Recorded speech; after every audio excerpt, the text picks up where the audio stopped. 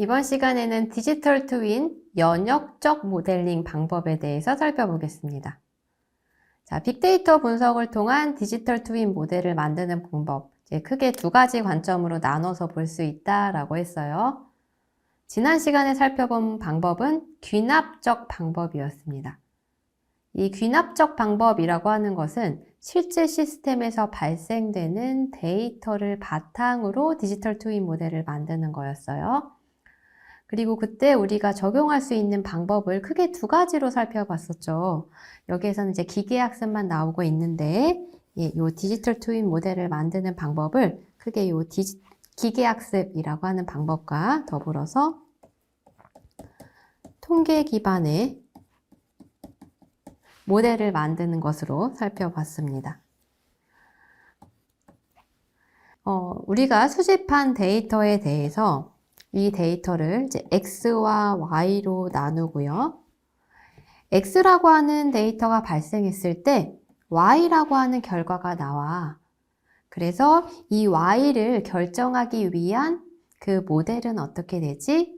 를 만들 수 있는 방법이 기계학습 중에서 우리가 회귀 모델 이라고 하는 방법을 사용을 해서 Y는 wx 플러스 b라고 하는 수식을 완성시키는 형태로 모델을 만들었었습니다. 자, 통계 기반의 모델이라고 하는 것은 y라고 하는 데이터가 발생하는데 이 데이터를 내가 실제 시스템에서 얻어오기는 했지만 이 실제 시스템이 현실 전부를 의미하는 것은 아니잖아요. 그렇기 때문에 지금 내가 수집한 데이터에서 통계 분석을 하고, 즉 샘플링에서 데이터를 분석하고 내가 예측한 데이터가 플러스 마이너스 2 에러를 가지고 있고, 자, 그것의 신뢰 구간이 어느 정도 되는지를 기반으로 이 데이터가 이렇게 발생할 확률이 얼마야? 라고 결과낼 수 있는 것이 통계 기반의 모델에서 최종 결과값을 도출하는 방법이었습니다. 자, 이번에 살펴볼 방법은 연역적인 방법이에요. 귀납적인 방법은 시작점이 데이터였습니다. 이미 실제 시스템이 있고 여기에서 발생되는 데이터에 근거해서 모델을 만들었어요. 자, 연역적인 방법은 먼저 데이터로 시작하는 것이 아닙니다. 내가 이 도메인에 대해서 잘 알고 있어요. 그렇기 때문에 이 도메인이 어떻게 동작하는지 잘 설명할 수 있는 룰을 만들 수가 있어요. 룰이라고 하는 것은 뭐예요? 이런 조건에서는 이런 식으로 동작할 거고요.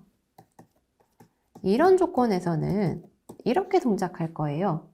라고 하는 케이스들을 다 정의하고 그때 발생할 수 있는 그 동작에 대해서 설명한 것이 룰이죠.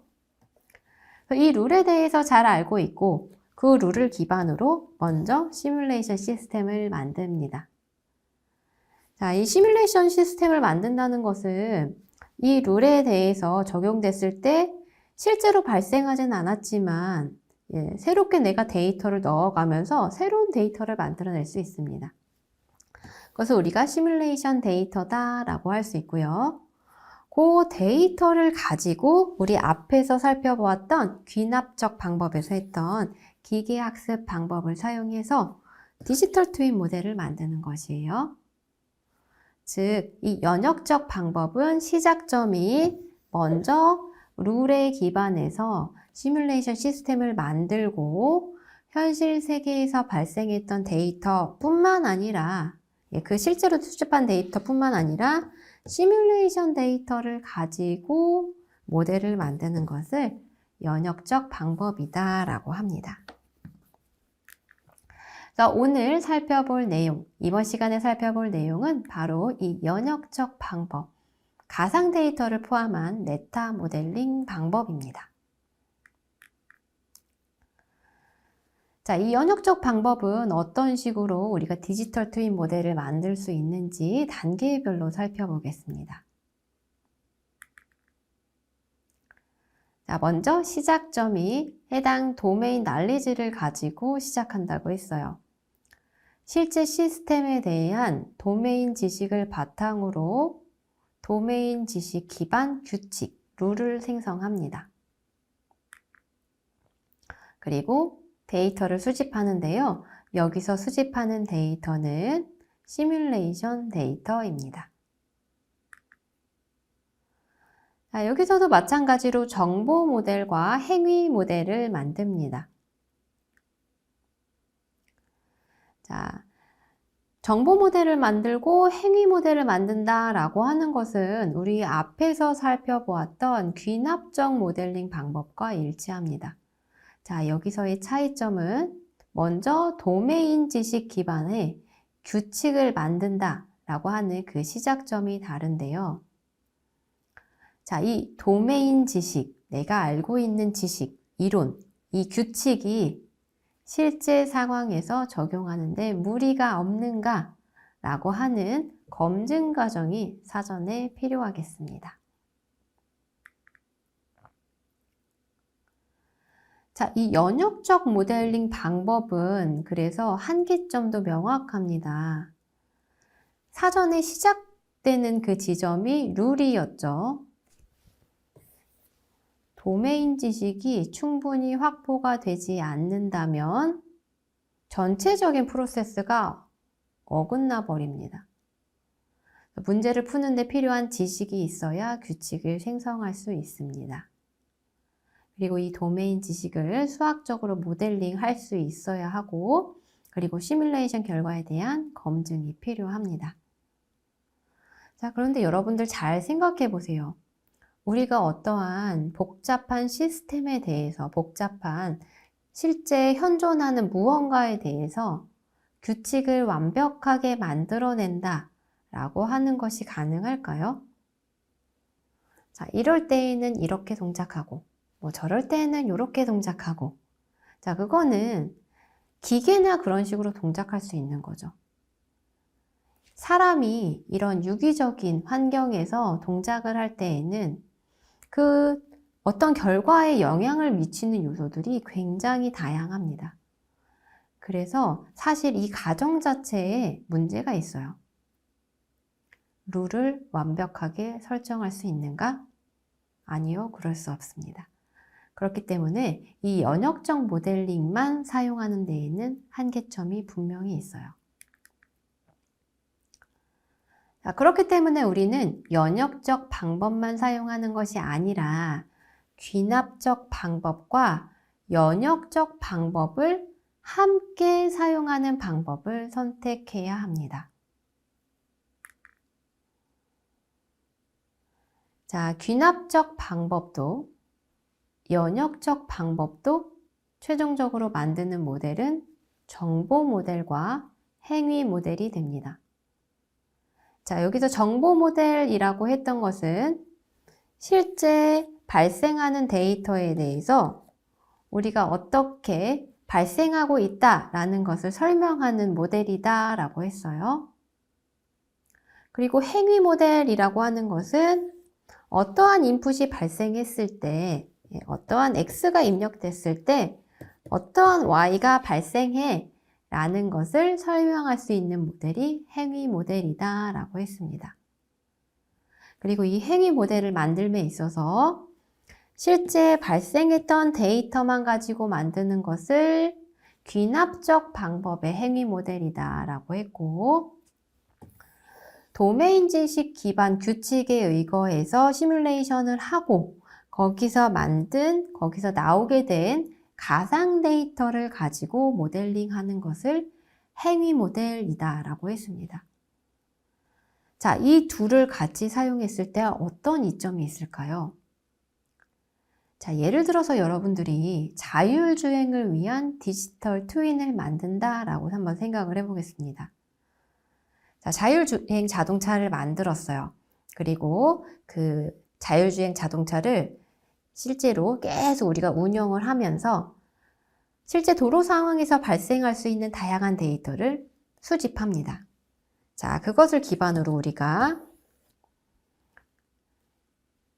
자율주행 자동차를 위한 행위 모델을 생성할 수가 있죠.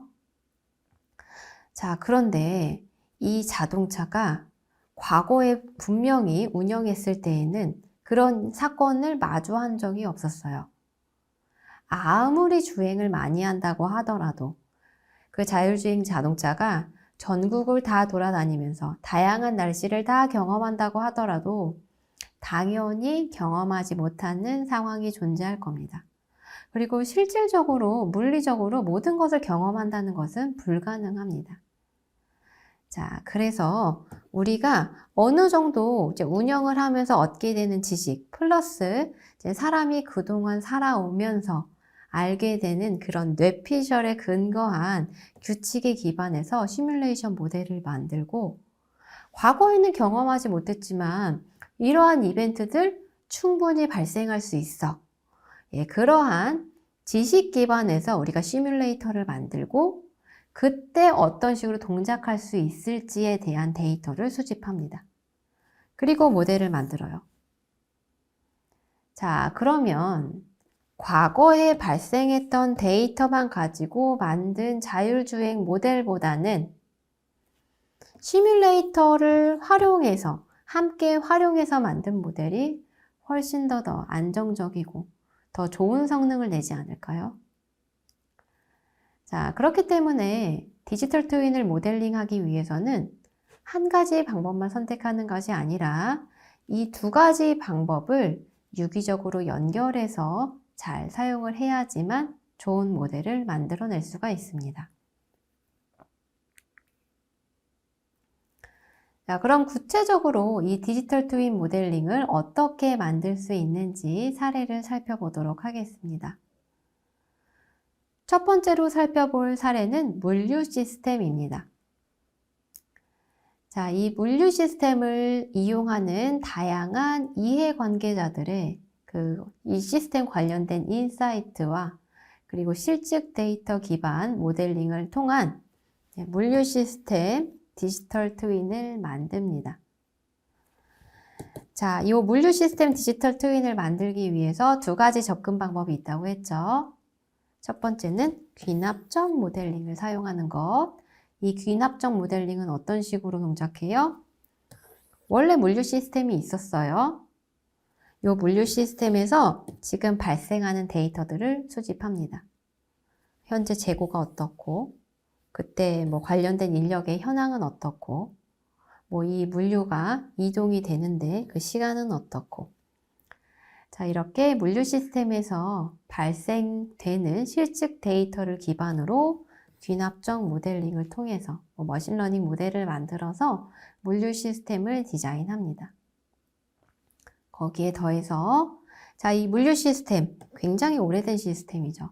이 분야에서 오랫동안 근무하셨던 분들의 인사이트를 반영해서 앞으로 이러한 이벤트들이 충분히 발생할 수 있어. 과거에는 이러한 상황은 없었지만 또 이런 상황도 발생할 수 있을 것 같아 라고 하는 시뮬레이션에 근거해서 시뮬레이션 데이터를 바탕으로 연역적 모델링을 통해서 물류 시스템의 디지털 트윈을 구축합니다. 자, 여기서는 그러면 다양한 시뮬레이션을 할 수 있고 여기서 새롭게 얻게 되는 인사이트가 있겠죠. 기존의 물류 시스템에는 반영이 되어 있지 않지만 우리가 시뮬레이션을 통해서 혹은 실측 데이터를 통해서 만든 귀납적 모델링을 통해서 새롭게 얻게 된 인사이트를 물류 시스템에 적용하게 됩니다. 자, 이런 식으로 우리가 디지털 트윈을 구축할 수가 있습니다. 자, 또 다른 사례예요. 이번에는 에너지 분야입니다. 이번에는 스마트 댐을 만든다고 가정을 해볼게요. 자, 댐을 구축을 했어요. 그 댐에서 센싱되는 데이터가 있겠죠. 날씨는 어땠고, 그때 유속은 어땠고, 물은 얼마나 찼었고, 이런 것들. 예, 그렇게 실질적으로 센싱된 데이터를 기반으로 귀납적 모델링을 합니다.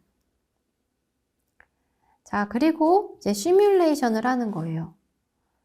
자, 최근에 기후가 굉장히 이제 다양한 형태로 변화하고 있죠. 우리가 과거에는 경험하지 못했던 그런 날씨들이 발생하고 있습니다. 자, 그러면 과거 데이터만으로 우리가 스마트댐을 운영하기에는 위험성이 굉장히 커요. 그래서 이 전문가들의 인사이트를 바탕으로 앞으로 날씨가 이렇게 변화할 수 있어요. 그리고 지금은 댐을 이렇게 구축했지만 댐을 다른 형태로 운영할 수도 있어요. 지금까지 이 댐에 영향을 주는 요소는 이런 변수만 있었지만 앞으로 또 다른 변수들이 영향을 미칠 수 있어요. 자, 이렇게 전문가들의 인사이트를 기반으로 해서 시뮬레이터를 만들고 그 시뮬레이션에 기반한 모델을 통해서 우리가 또 다른 데이터를 제공하고 디지털 트윈을 만들 수가 있습니다. 즉, 실측 데이터와 전문가들의 인사이트를 기반으로 한 스마트댐 디지털 트윈을 구축하고, 자, 이렇게 되면 기존의 댐에 적용되지 않았던 새로운 인사이트를 반영을 할 수가 있게 되겠죠. 그런 인사이트를 반영해서 스마트댐을 운영하고, 자, 그러다 보면 또 다른 형태의 데이터를 수집하고 또 다른 형태의 인사이트를 반영함으로써 이 댐을 계속 스마트하게 운영을 할 수 있게 될 것입니다. 자, 이번 시간에는 디지털 트윈의 모델링 사례에 대해서 살펴보았습니다. 이번 시간에는 디지털 트윈 모델의 최적화에 대해서 살펴보겠습니다. 자, 디지털 트윈 모델의 최적화를 생각하기 이전에 여러분들이 어떠한 계획을 세웠는데 그 계획을 최적화하기 위해서 여러분들은 어떠한 단계를 거쳐서 최적화를 하시나요? 자, 예를 들어서 여러분들이 해외여행을 가는 상황을 생각해 보겠습니다. 한정된 기간 내에 한정된 비용으로 우리가 그 시간을 굉장히 알차게 보내야 해요. 그래서 나는 계획을 아주 최적화해서 만들고 싶습니다. 자, 그때 우리가 고려해야 할 요소가 무엇이 있을까요? 어떻게 움직여야 하지? 동선도 고려해야 하고요. 내가 지금 가지고 있는 비용 어떻게 되지? 예, 비용도 고려를 해야 하고, 나에게 얼마만큼의 시간이 있지? 예, 시간적인 리소스도 고려를 해야 합니다. 그리고 나 혼자 가는 여행이냐, 그리고 나와 누군가와 함께 가는 여행이냐에 따라서 나와 함께 움직이는 사람들의 컨디션이나 일정도 함께 고려를 해야겠죠. 자, 최적화라고 하는 것은요, 고려해야 하는 요소들이 굉장히 많습니다. 그리고 이 각각의 요소들을 하나씩 최적화한다고 해서 이 전체가 최적화가 되는 것은 아니에요. 이 서로 간에 유기적인 연결도 있고 하나만 보는 것이 아니라 통합적으로 최적화를 해야지만 최종적으로 완벽한 계획을 만들 수가 있겠죠. 디지털 트윈도 마찬가지입니다. 디지털 트윈이라고 하는 것이 현실 세계에 존재하는 시스템을 추상화해서 만든 것이다 라고 했잖아요. 현실 세계에 존재하는 시스템이 간단하지 않습니다.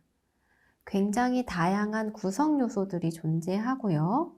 그 구성 요소들이 굉장히 복잡하게 얽혀져 있습니다. 그리고 단순히 시스템만 존재하는 것이 아니죠. 세 가지 P가 있다고 했어요. 프로덕트. 예, 프로덕트도 굉장히 많은 프로덕트들이 있고요. 그리고 people. 그것을 이용하는 이해관계자들이 굉장히 다양합니다. 프로세스. 예, 절차가 간단할 리가 없죠. 굉장히 복잡한 형태의 절차가 존재합니다.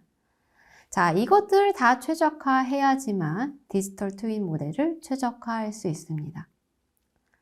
자, 그래서 이 디지털 트윈 모델을 생성할 때 우리가 고려해야 할 사항이 무엇이 있을까? 먼저 생각을 해보면요. 먼저 이 디지털 트윈을 구축하려는 목적이 무엇인지 분명하게 정의를 해야 합니다. 자, 디지털 트윈이라고 하는 것은 복잡한 이 현실 세상에 존재하는 시스템을 추상화하는 것이기 때문에 내가 어떠한 방향으로 추상화하느냐에 따라서 생성되는 디지털 트윈의 형태가 달라집니다. 그렇죠? 최종 산출물만 달라지는 게 아니라 수집하는 인풋 데이터도 달라지고 그리고 그 모델을 구축하는 방법도 달라집니다. 그래서 문제 정의, 구축하려는 목적을 사전에 분명하게 정의를 해야 합니다. 자, 그 다음 데이터 수집 현황, 도메인 지식의 이해가 필요합니다. 연역적 모델링을 할 것인가? 귀납적 모델링을 할 것인가? 아니면 이 둘을 같이 써야 하는가? 자, 앞에서 같이 쓰는 게 제일 좋다고 했죠. 근데 같이 쓸 수 없는 경우도 있습니다. 내가 지금 이 비즈니스 모델에 대한 이해가 전혀 없어요. 그러면 연역적인 모델링 하고 싶어도 할 수가 없습니다. 귀납적 모델링은 데이터를 가지고 모델을 만들면 된다고 했어요. 근데 지금 시스템이 없어요. 이 시스템이 수집하고 있는 데이터가 없어요. 그러면 귀납적 모델링 하고 싶어도 할 수가 없습니다. 자, 그래서 지금 내가 디지털 트윈을 만들고 싶은 이 분야에서 데이터를 수집할 수 있느냐? 그리고 이 도메인에 대한 난리지가 충분하냐? 이것에 대한 이해가 사전에 있어야지만 어떤 식으로 모델링을 할지 결정을 할 수가 있겠죠. 자, 이 두 가지 요소를 고려해서 우리가 최적화하기 위해서는 단계적 모델링 그리고 진화적 모델링 이 두 가지 관점으로 디지털 트윈 모델을 최적화할 수 있습니다. 자, 먼저 첫 번째 단계 모델링입니다. 자, 시스템이라고 하는 것은 이제 크게 봤을 때에는 어떤 입력이 들어가면 이제 출력을 내뱉어주는 형태로 동작을 하는데요. 사실 이 시스템이라고 하는 것은 여러 개의 구성 요소의 합으로 이루어져 있습니다. 그리고 각각의 구성 요소는 그냥 별도로 구성이 되어 있는 것이 아닙니다. 이 구성 요소 간들 간에 이렇게 파이프라인 형태로 구성이 될 수도 있고 굉장히 복잡한 형태로 유기적으로 통신을 하면서 영향을 줄 수도 있습니다. 그래서 각 구성 요소별로 다른 접근 방법을 통해서 디지털 트윈을 구성해야 하고 이를 통합해서 하나의 시스템에 대한 최종적인 디지털 트윈 모델을 완성할 수 있습니다. 자, 예시를 한번 볼게요. 당일 배송을 위한 주문 관리를 최적화하려고 합니다. 그래서 이제 물류 시스템이 있어요. 이 물류 시스템에서 입력으로 들어오는 것은 사용자의 주문 목록이죠. 그리고 이 물류 시스템을 통해서 최종적으로 나오는 산출물은 배송 상품이 되겠습니다. 자, 그 시스템 안에 내부를 살펴보았더니 이런 식으로 동작해요. 스케줄 1이 있고 그 스케줄 1은 로봇 1을 제어하는 스케줄이고요. 그 로봇 1은 창고 1에서 물류를 관리를 하는 로봇입니다. 그래서 이 스케줄 1은 로봇을 제어하고요.